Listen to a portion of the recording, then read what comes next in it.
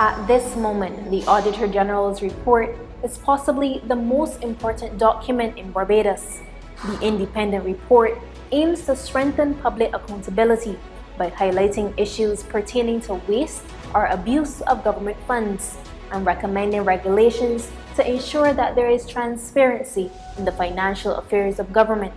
In this episode, I sit down with Leigh Trotman, who has been Barbados' Auditor General for over a decade, to discuss his responsibilities, discrepancies found in the latest report, and critical legislative changes necessary to improve efficiency within the public service.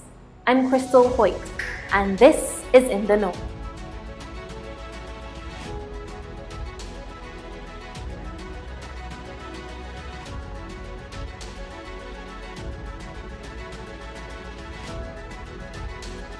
Mr. Trotman, thank you for making the time. Let's start with the role of the Auditor General. Well, in terms of the office, I can tell you the role of the office is to conduct audits of government agencies, ministries, departments, and statutory boards.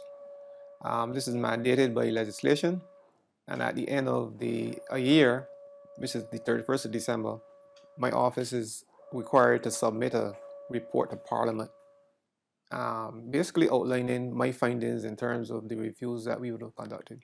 You have been in this position since 2006. What are some of your challenges? Right, I've been Auditor General since 2006. Some of the challenges we face basically has to do with obtaining information from ministries and departments. There's a long delay sometimes in getting the relevant information. Right now, we are trying to obtain information from an agency, and we're getting resistance. And I'm not comfortable with that. I would have spoken to the permanent secretary on that particular matter. Parliament has directed that I conduct these audit reviews. The legislation is pretty clear. The Auditor General is given access to information, period. I find it strange that we can have situations in which people will refuse to give audit office information. I mean, it's the public funds that we're dealing with. It's the whole issue of governance, and I think that is something that should not be tolerated, because right now there's a weakness in the system. If someone doesn't provide information to me, there's not a lot that I can do. I can summons the persons to my office to provide an explanation, but that doesn't necessarily provide the information. We also have challenges in terms of staffing, inadequate among levels of staff, and also we have challenges in terms of completing reports. This is an internal issue on a timely basis. There are some of the major challenges that we have. You mentioned staffing. What accounts for what seems to be a high rate of staff turnover in the audit office? Well, the office has about 70 plus individuals. Staff complement. Many persons retired over a period of time. Then we had some resignations, and we've had situations in which persons would have left the office to take up assignments in other ministries and departments. In your report, you suggested a cadet program. How would that work? The cadet report would only address the lower level staff. We have a situation where the office, when we have vacancies or we have acting assignments, there's not a ready pool of officers that we can draw from. So the cadet program would allow us to train persons, maybe those persons who just left university or other interested parties. So we can train them, and then when there are vacancies, these persons will be able to fill these particular vacancies. So essentially, it would provide us with a pool of persons to draw from so that we can fill lower level or junior or middle level staff. Let's get right into it. What were some of the major discrepancies highlighted in this report? Well, let's start with the Treasury. The Treasury is responsible for the provision of financial statements for government. And what I found this year, 2021, was that the accounts of the Treasury were substantially they were unreliable as far as I'm concerned. Let's say receivables is a good example. A land tax, records for land tax in terms of receivable are kept by Revenue Authority, and they're pretty decent records for land tax. and the Treasury was about a couple $100 million different in terms of what they were reporting, more than what they was in terms of the land tax rule.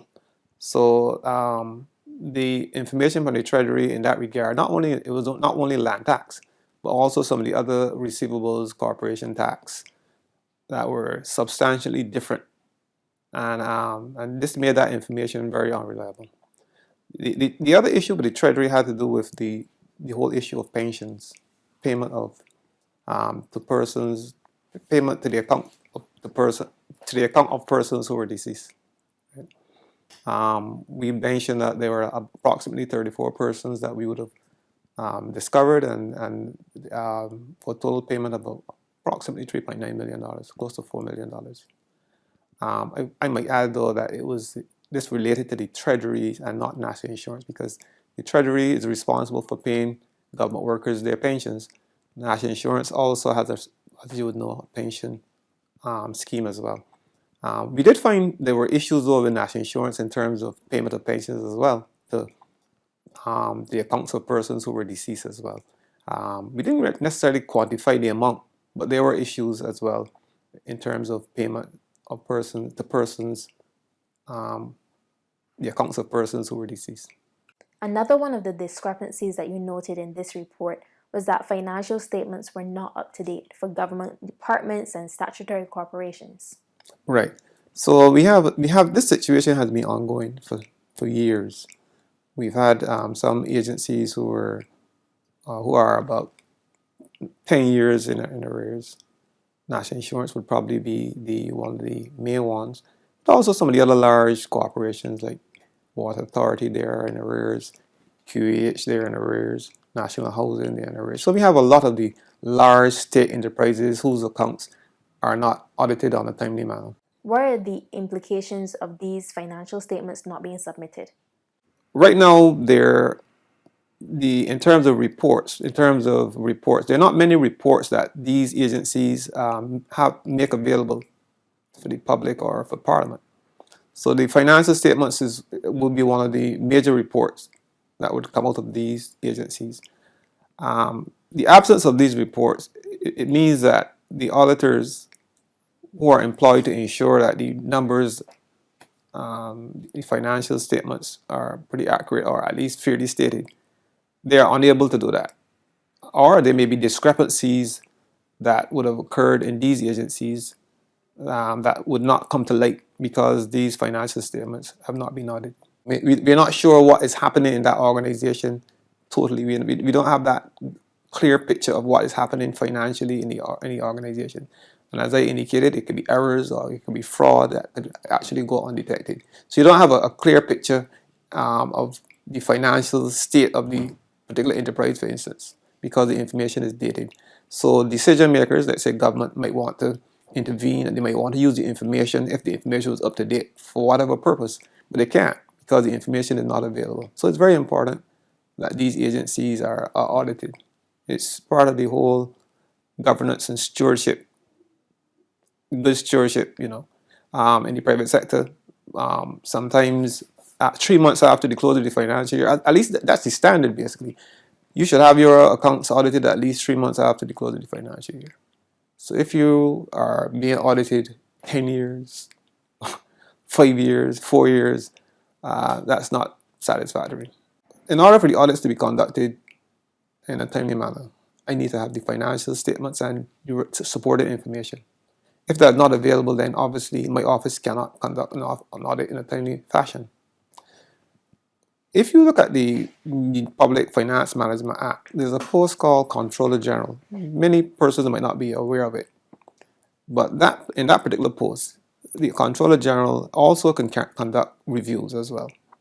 And if you don't supply the Controller General with the relevant information that he requires, you can be penalized. There are sanctions available for the Controller General, which could include fines or even imprisonment. What I was suggesting is that similar situations should accrue to me as well, the Office of the Auditor General.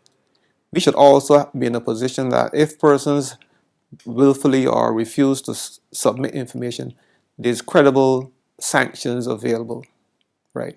So I was making the point that the audit office should have a similar provision in the legislation so that if persons refuse to submit information, they can be sanctioned. Mr. Trotman, what are some of the legislative changes you would like to see to the Public Finance and Management Act and or the Public Accounts Committee Act? Well, one of the changes that for sure would be one that I just mentioned, where there's credible sanctions available if you don't supply information on a timely to my office in a timely manner, right? Another change that I think that would be useful has to do with the whole issue of the Public Accounts Committee, right? Exactly. Now, you know, the Public Accounts Committee is normally chaired by the Leader of the Opposition, but currently we do not have a Leader of the Opposition, and we have not had any meetings of the Public Accounts Committee. The Public Accounts Committee should meet at least once every 6 months. We had an attempt at a meeting, but it was cancelled. So the suggestion I would make in terms of the legislative change was that one of the independent senators could chair the meeting. So that is something that can happen, and if it doesn't require a constitutional amendment, it just requires a simple amendment of the Public Accounts Committee Act, because there is a Public Accounts Committee Act, and we can have a chair of the Public Accounts Committee. And that institution is an important institution. It reviews my reports and and it should be allowed to function, and it can function if there's a simple amendment to that legislation. Beyond reviewing your reports, I think one of the main questions asked by Barbadians is what can be done when your report highlights abuse of government funds? Yeah, and I know, and people sometimes make a suggestion that the Auditor General should be given a bit more authority. But we don't really have that type of system. It happens in other jurisdictions, but we don't have that in our jurisdiction. The role of the Auditor General is not to punish anyone. The role of the Auditor General is to carry out reviews of use of government resources, submit reports to Parliament. If fraud is found, I can refer the matter to the police, which I've done already. But in terms of us having that type of role where we can issue or punish people, no, I don't think that. I think that there's a misunderstanding in that regard, that the office should have that particular power. I don't see us having that particular type of power. It's not our role, not under this type of system that we have. In other jurisdictions, there's the other offices would have their courts, and they have a judicial role. We would have to set up something like that, because if someone is to be sentenced or to be sanctioned, they must have a system where they can appeal, where they can have their defense and what like. So you can't just fine someone or sentence someone or anything like that. So our system, in a nutshell, our system is not designed like that. Coming out of the 2019 report, your office is facing legal action. Can you tell me about that? As a consequences of a report that came out in 2019, this report relates to the Barbados Water Authority, right? The office is facing a lawsuit. Obviously, it's before the court, so I wouldn't necessarily want to divulge too much about that, since it's a legal matter actively before the court. Should your office be protected from legal action, as is the case in other jurisdictions? Yeah, in other jurisdictions, provisions are made so that the Auditor General cannot be sued for anything he does in good faith. The Canadian legislation, basically, many of the provinces have that in their particular legislation. I think that would be useful. I mean, it wouldn't necessarily stop someone from taking you to court, but it would be useful in the sense that, you know, there will be a limit in terms of the grounds in which one can be sued. The Barbados Revenue Authority recently responded to your report. Do you have any comments on that? Well, I can comment on the report because I've read their response. Normally when we conduct reviews, we submit our draft findings to the entity, and we seek their response to validate the findings. So each entity would have an opportunity at that particular point in time to examine all the details and to comment on if these things are accurate or not. And in this case, we would have submitted a report to the Revenue Authority. Now, the Revenue Authority is within its rights if it thinks that we wrote something that was inaccurate to respond.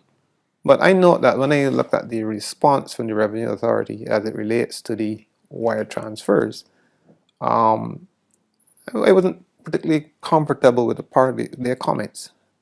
And I can quote, "It's always important to note that the audit is retrospective, is a retrospective look at an entity's results and operations, and therefore the comments in the issued report may have already been addressed, may be under review, or may no longer be relevant."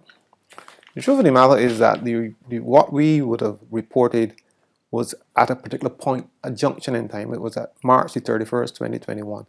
And you can look at their press release and see it, and it was clearly demonstrate that they are addressing these issues. So the issues that we wrote on in terms of March 31st are being addressed. So I'm not too sure then why you would have a comment suggesting that the issue may have already been addressed. The issues were not addressed to the best of my knowledge. So apart from that, I don't have any issue with the Revenue Authority indicating that they're taking action to address the issues. I would mention, I mentioned something in my report, and I think that government, from time to time, they go through a whole set of reforms. And I mentioned two of those reforms in my report. One related to the performance review and development system, or performance appraisal system, that has been around for about 20 years and is not gaining the type of traction that one would expect. It's not as widely used as anticipated. The other reform was the financial reform, when government changed from basically a cash basis to accrued basis of accounts. That likewise has not been very successful. Government now is making another shift. If you look at the Public Finance Management Act, there's a shift towards reporting on performance. Call it commitment for results. It's a very interesting shift. I'm not too sure that it exists in many other countries in the world. But essentially what government is asking each agency to do is to indicate in terms of performance, not just financial performance, what it is you're going to be doing over a period of time. So if it's QEH, Ministry of Agriculture, whatever, Barbados Auditor, what are you going to be doing? What is important? What are you going to focus on? How are you going to, let's say, for example, Ministry of Housing. Government has indicated that they would like the construction of about 10,000 houses over a period of time. So the Ministry of Housing or the National Housing Corporation might indicate that they will produce a certain amount of houses per year. So what we will do eventually, and my office has a role here in this regard as I mentioned it, is that we would monitor and we would carry out a monitoring and evaluation exercise of what the ministry or the agency would have said that they will do and report on it.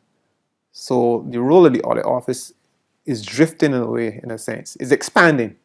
So instead of just accounts and that type of activity, we can be looking at performance more so. So and it should start in 2023, 24. So the role of the office would be expanded at that particular point in time. And that's why it's important for us to have the right infrastructure, the right type of staffing, so that we can meet that challenge when it arises. This year is one of the latest releases of your report. What contributed to that?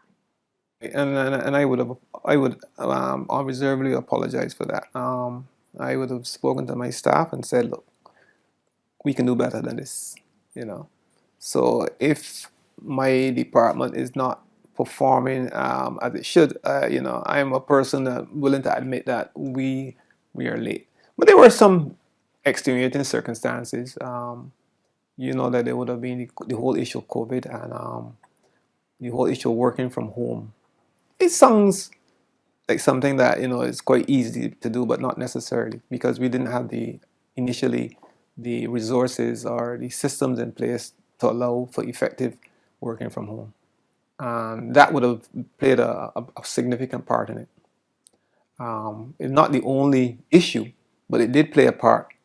It was difficult to get information from many agencies because persons were at home and the like.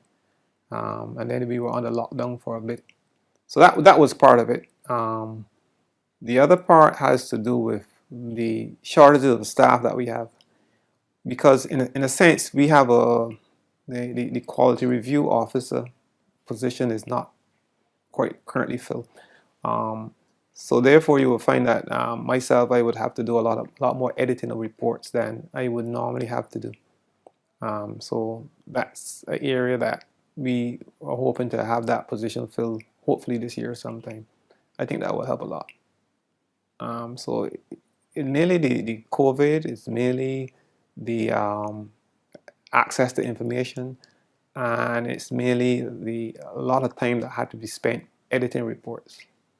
I would say that would have been partly the majority of the reasons why the report is late. Now, every year, the report is released, and for many Barbadians, it feels like there is a wastage of government funds. What are your recommendations for addressing this at an agency level? Well, I mean, government is a very large enterprise, and there will be some element of waste. I don't think that can be avoided.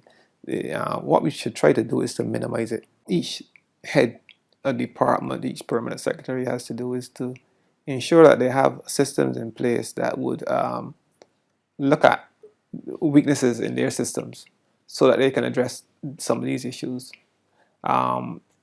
We don't necessarily want the auditor to come in and find out that we've spent millions of dollars on something when internally you could have set up a system, and our rules require that you set up systems that would avoid wastage and fraud and loss. So each agency has to look at itself internally and assess its weak points and come up with measures to mitigate these types of risks and loss. Mr. Trotman, thank you for your time. Thank you.